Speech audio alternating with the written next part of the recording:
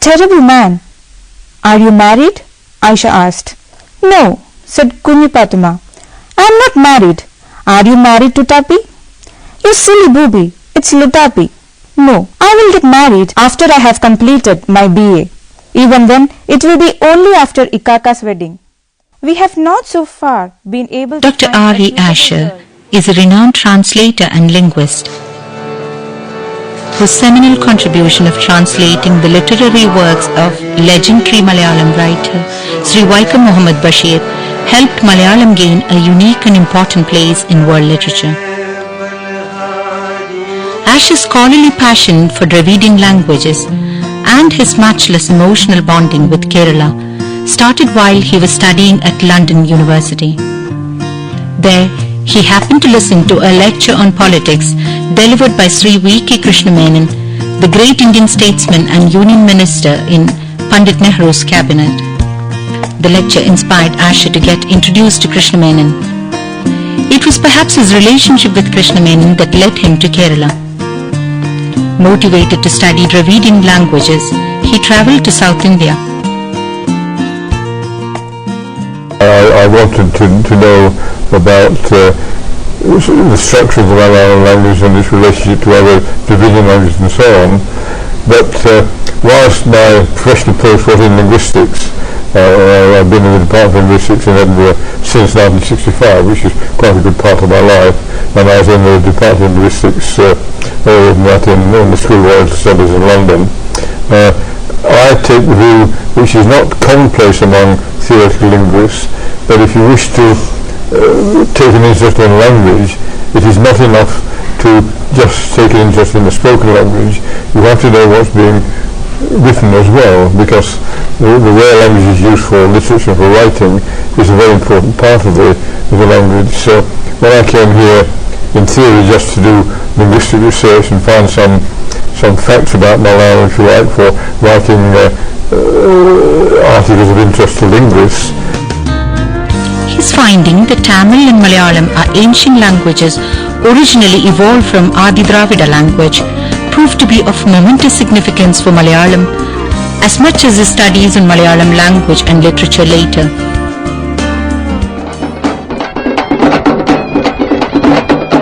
Dr. Asher's first visit to Tamil Nadu was for pursuing studies in Tamil. As his interest developed further, he broadened his studies into Malayalam language and literature. His preoccupation with Malayalam culture and literature brought him into close contact with Malayali writers. Well, if I compare to another friend of mine, Tagashi Pillai, I was at the Tagashi Museum yesterday and was reminded by a long list of Tagore's writings how much more prolific he was. But the amount a person writes has nothing to do with the quality. And I think just as Bashir quite humorously said, I don't know anything about grammar, and forget all about grammar, let me get on with my writing, so to speak. Equally, I think Tagore knew nothing about grammar, but they were born to write, and happily they did what they were born to do. Dr. Asher has observed the resemblances and symbiotic relationship that exists between Tamil and Malayalam. Occasionally, Dr. Asher does mention that his relations with Tamil was rather professional, whereas his attachment to Malayalam is deeper and warmer. His works on Kerala and Malayalam literature, Malayalam literary renaissance, and his translations of the works of Malayali stalwarts like Vaikom Muhammad Bashir and Tagari Shivashankara Pilla ensured global attention for Malayalam literature. Among the Malayali writers, Dr. Asher enjoyed a special bonding with Sri Bashir. His remarkable translations of Bashir's acclaimed novels include Endu Papa Quran Undarnu, Balyakahala Saghi, and Pathumiyude Aadu. Translating from one language and culture to another is a truly difficult task, as any translator would attest to.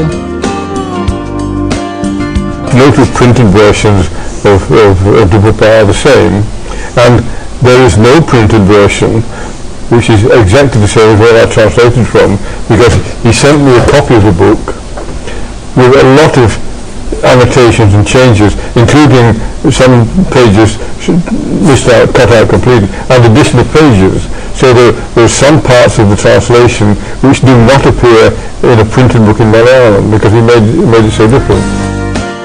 The chief difficulty lies in identifying similar words or phrases that capture and import the exact meaning and emotional nuances of the original. To his credit, Dr. Asher overcame innumerable instances of this trying task and accomplished a translation that keeps up with the original. He resisted switching to transliteration mode except when it was impossible to locate equivalent words and phrases.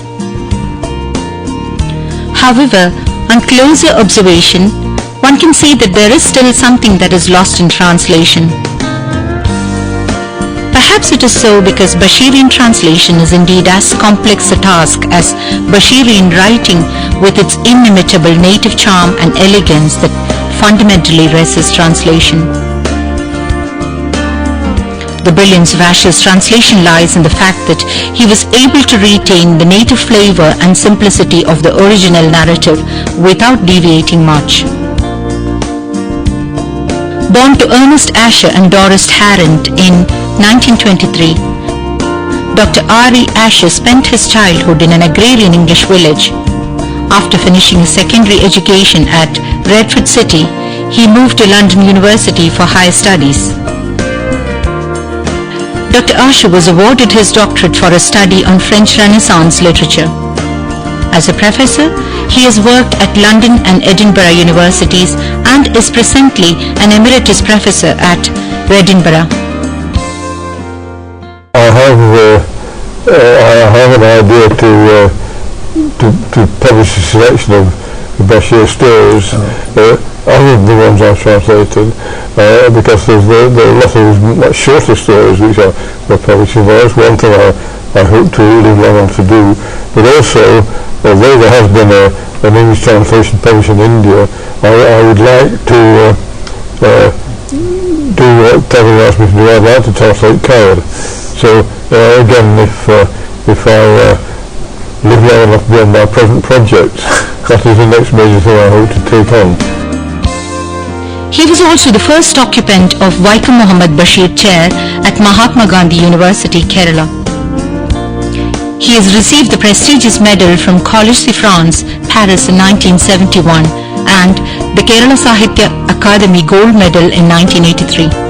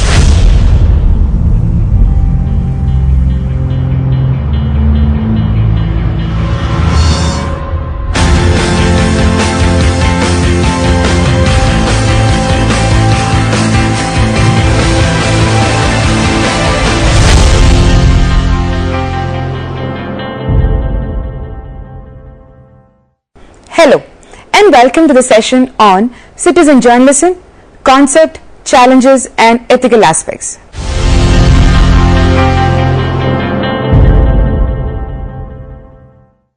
We live in a world that is connected and communicated with technology. Today, technology is playing a pivotal role in many streams. It has drastically changed the way we pursue information, communicate messages and interact with others. These technological revolution drastically changed the media and affected journalism for both the journalist and the audience. Gone are the days when newspapers and televisions were the only source of information. Now, we live in a world where news is updated 24/7 not only by professional journalists but also by citizens, viewers and the audience at large. This news way of audience participation developed the concept and practice of citizen journalism, transforming traditional news format. the introduction of citizen journalism has given ordinary citizens opportunities to become part of a global community by providing instantaneous news using a variety of media. Citizen journalism is a hot topic at present, but there remains a degree of conceptual woolliness about its definition and meaning. This chapter will identify factors underpinning the emergence of citizen journalism, including the rise of Web 2.0.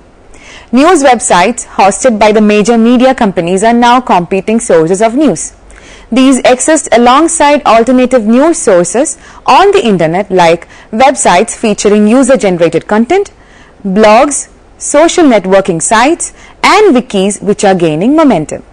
Like mainstream media, these sites offer a wide variety of news. The difference is that the news articles are contributed by audiences or users.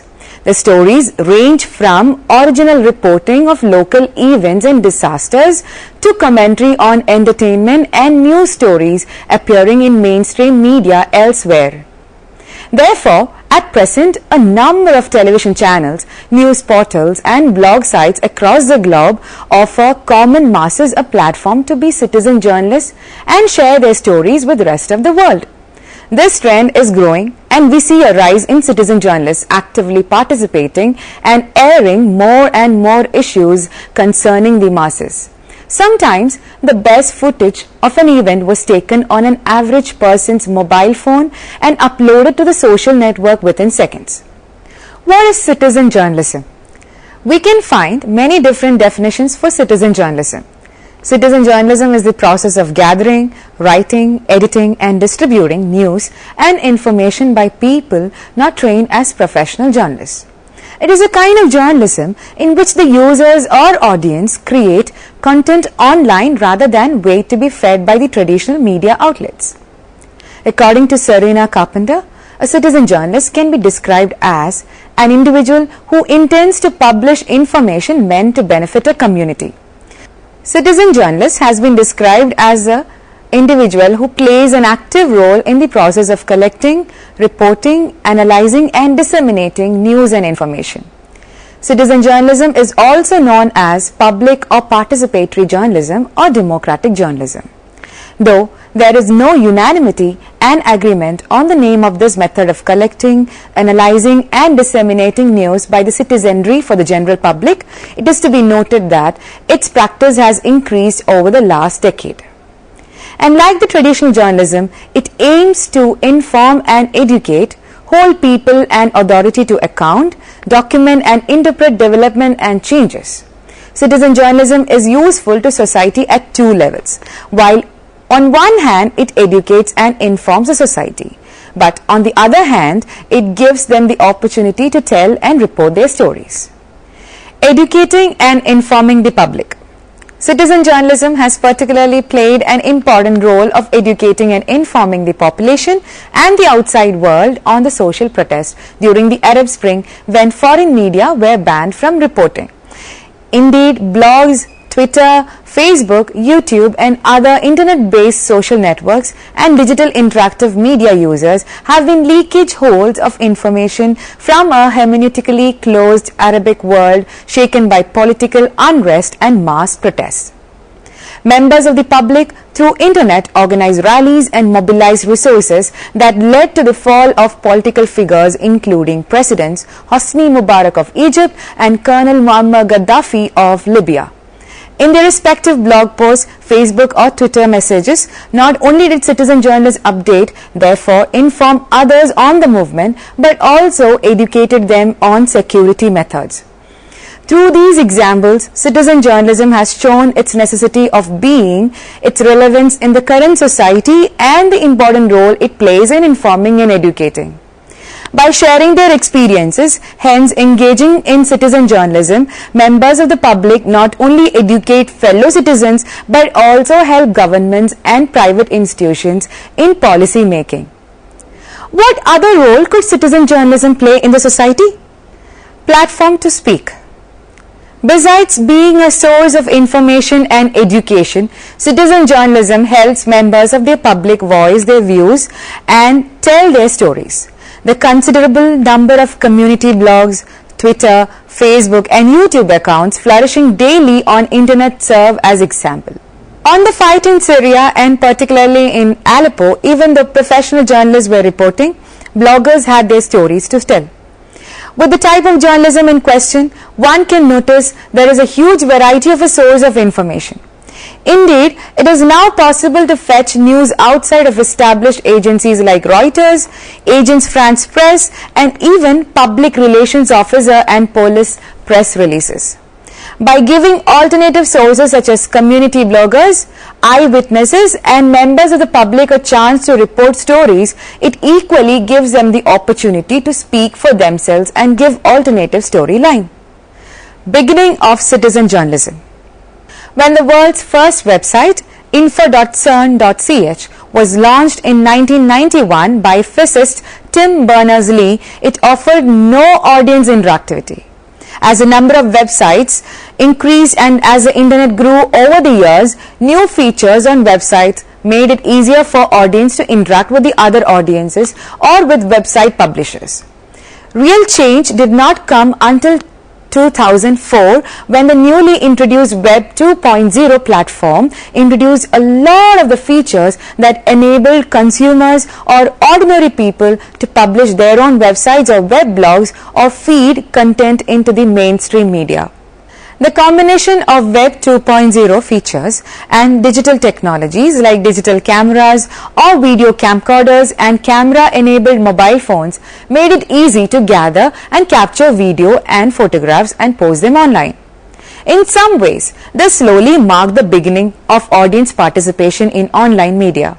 The phenomenon of contributing content to the media seems to be growing and also defining itself. Commonly referred to as citizen journalism, the phenomenon is also known by other terms such as amateur journalism or participatory journalism. Growth of citizen journalism. Audiences are increasingly creating content and publishing it themselves or contributing it to the media rather than just consuming it, as has almost always been the case. Debates on the impact of this trend on mainstream media are widely contested. Some see these audiences playing a larger role in providing news content to the media, perhaps not along the lines of the Korean site Oh My News, which publishes content mostly from citizen journalists, but by being the eyes and ears of the media and providing instant accounts like photographs and videos of incidents, in other words, hard news reporting. Citizen journalism can in one sense be defined by some of its more conspicuous examples. The Korean Oh My News site, english.ohmynews.com, which was established in 2000, has as its slogan, "Every citizen is a reporter," and accesses only 20% of the content for its online site from its employed staff, with the balance coming from the estimated 50,000 South Koreans who post news stories onto the site. One other major focus of citizen journalism is opinion. There are now many forums and blogs where audiences discuss, analyze and do postmortems of stories appearing in the media, or discuss politics, the ins and outs of government or economic policy, or simply express raw personal opinions. Some of them are random, but others consistently perform these functions and articulate issues in a synthesized way. Citizen journalism has played an increasing role in the reporting of major global events and provides on-the-street accounts of events unfolding around the world, such as the Arab Spring, the Japanese earthquake, and Occupy movements. However, many criticize citizen journalism and say there is high potential for false news being published online. Who are citizen journalists? Citizen journalists are ordinary people who do not necessarily have journalistic training, yet they feel the duty and responsibility to participate in the journalistic process. Just as professional journalists, they seek to facilitate a better society and world by presenting and speaking truth to power. They seek to answer the call of social responsibility. The term citizen journalist did not exist before the advent of the internet. Citizen journalism grew in tandem with the growth of the interactive functions on the internet. Although it encompasses many aspects and comes in different forms like blogs, forums, uploading photographs or videos to the media, citizen journalism has one fundamental basis. The most notable citizen journalism success story is South Korea's online news, Oh My News, founded in 2000 with the motto, "Every citizen is a reporter." The newspaper's open source business model is to accept, edit and publish articles from its readers. Citizen journalism, impacts and ethical concern. Citizen journalism's practices differ markedly from those of the mainstream news industry. However, the concept of citizen journalism has expanded in recent years to include not only content creation for formal online outlets such as blogs or independent websites, but also citizens' follow-up participation in the news process such as social media posting, reposting, linking, tagging, commenting and rating. The question of the boundaries of citizen journalism is related to questions about new forms and practices of news production in the digital age. In the traditional news production setting, news outlets have produced via the routines of gatekeeping, selecting, writing, editing, positioning, scheduling, repeating and otherwise massaging of information.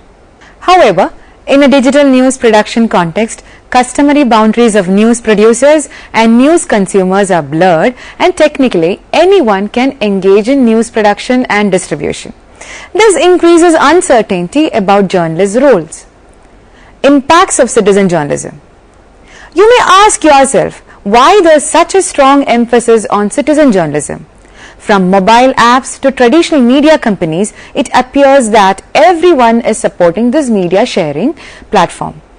Citizen journalism has both positive and negative impacts. Positive impacts are: citizen journalism gives power to the people.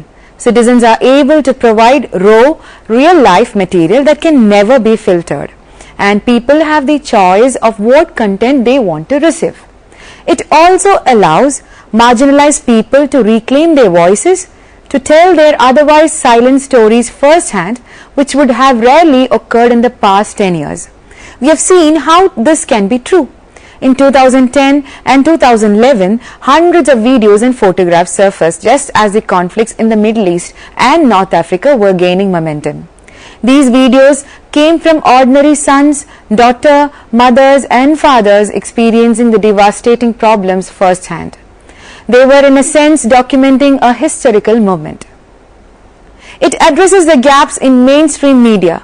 The idea behind this form of journalism is that people without professional training are able to use modern technology tools and the internet to fact check, augment or create media.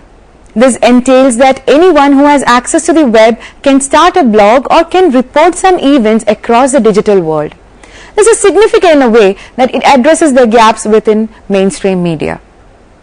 It empowers local communities. Citizen journalism enables individuals who are previously excluded from essential information to increasingly participate in disseminating information to advance their well-being. This journalistic innovation is said to help improve local economies, sharing substantial information to remote corners of the globe. With it, many ordinary people are now able to play a part in telling stories, including their own, that are usually understated by mainstream media. Although citizen journalism has received positive reviews from both citizens and media professionals, there are several issues that are currently being addressed. The negative impacts are: it poses difficulties to the audience about what to believe.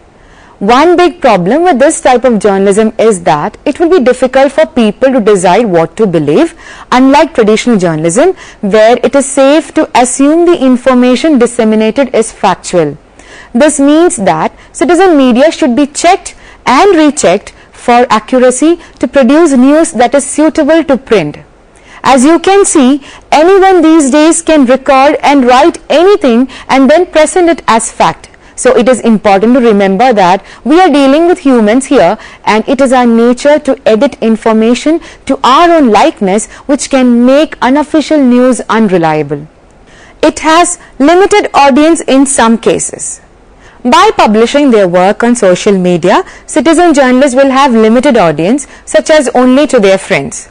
And while blogging will make their audience a bit greater, it would never be as widespread as international broadcast on radio or television. Basically, citizen journalism just do not have an audience that is large enough to make a real change across the world. Bias in reporting the news. While professionals were trained to look at both sides in a particular story before they make any report, citizen journalists are considered biased at some point.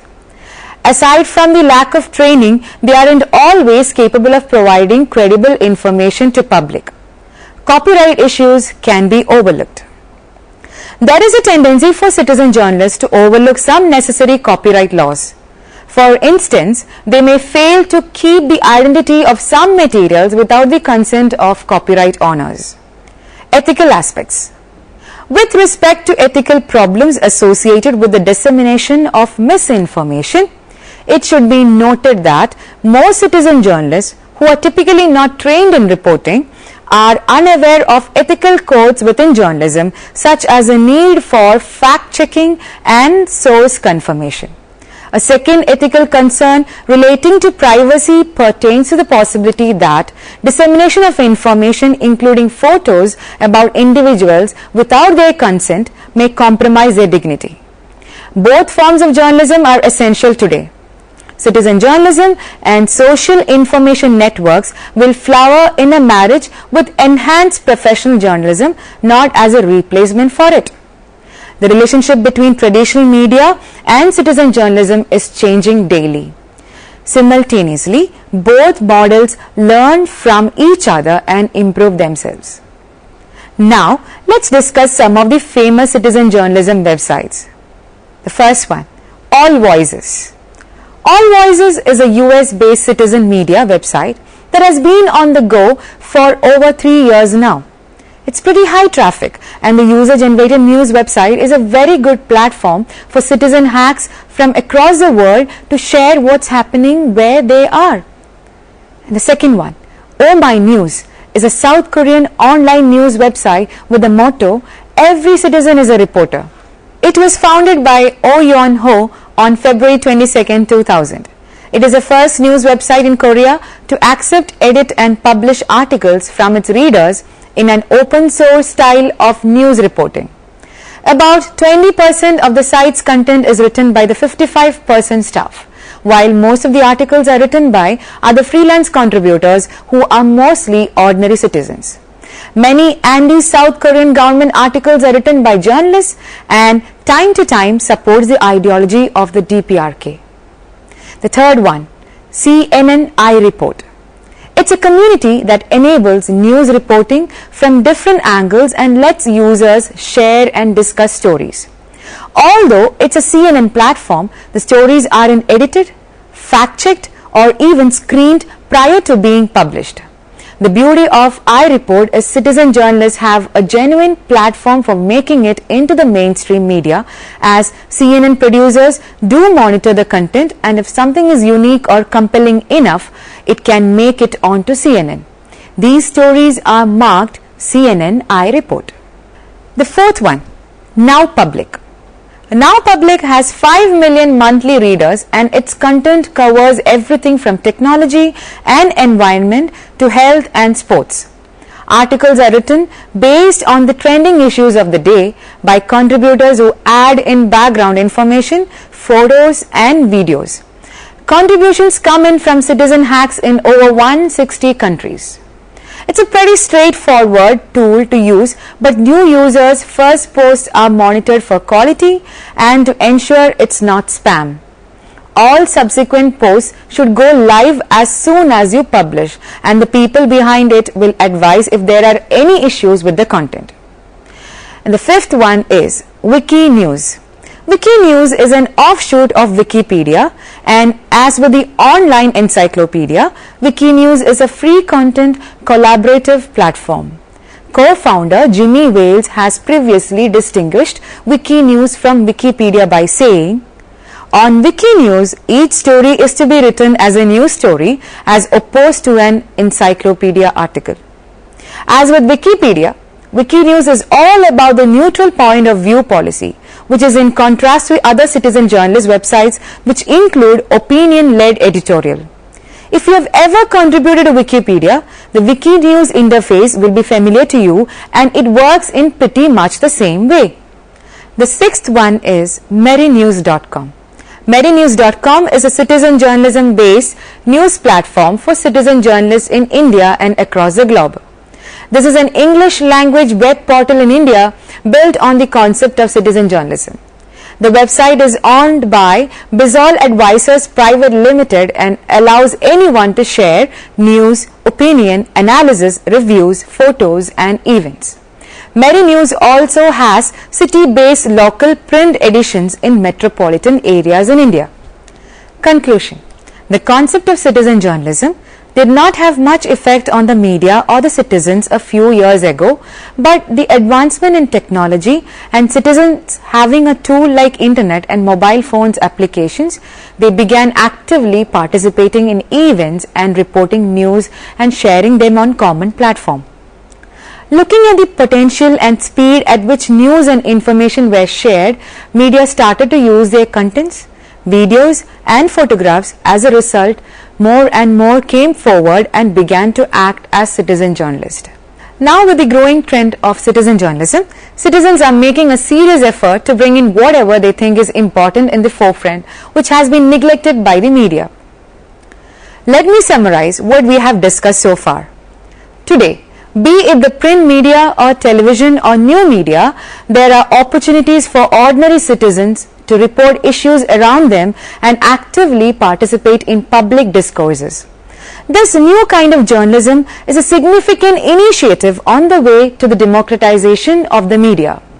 One of the greatest advantages that citizen journalists have over mainstream media is speed, by which the news and images can be shown in television or over the internet. Thus, the popularity of citizen journalism no longer in question. Even the national media around the world are sourcing leads from stories and pictures filed by citizen journalists.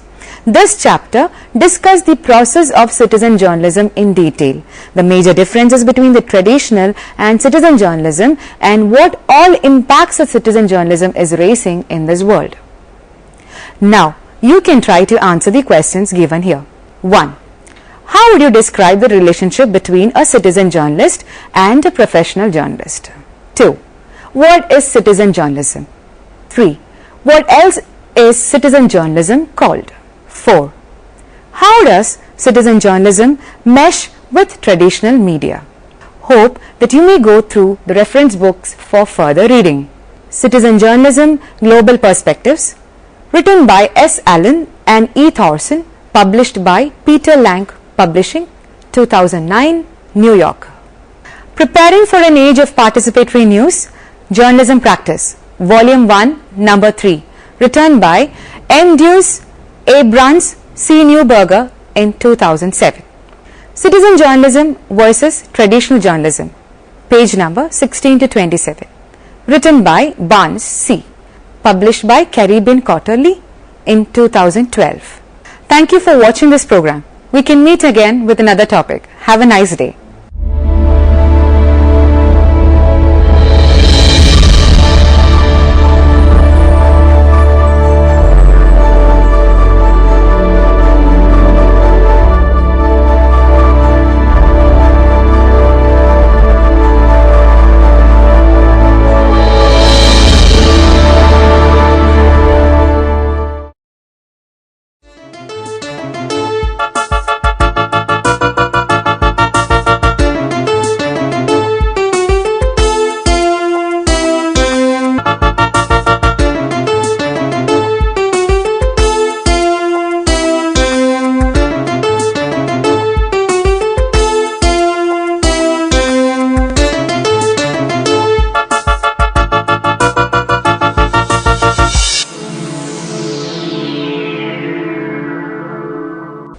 Welcome to the Interface program. Today we have Professor Rama Prakash from Inter University Center for Astronomy and Astrophysics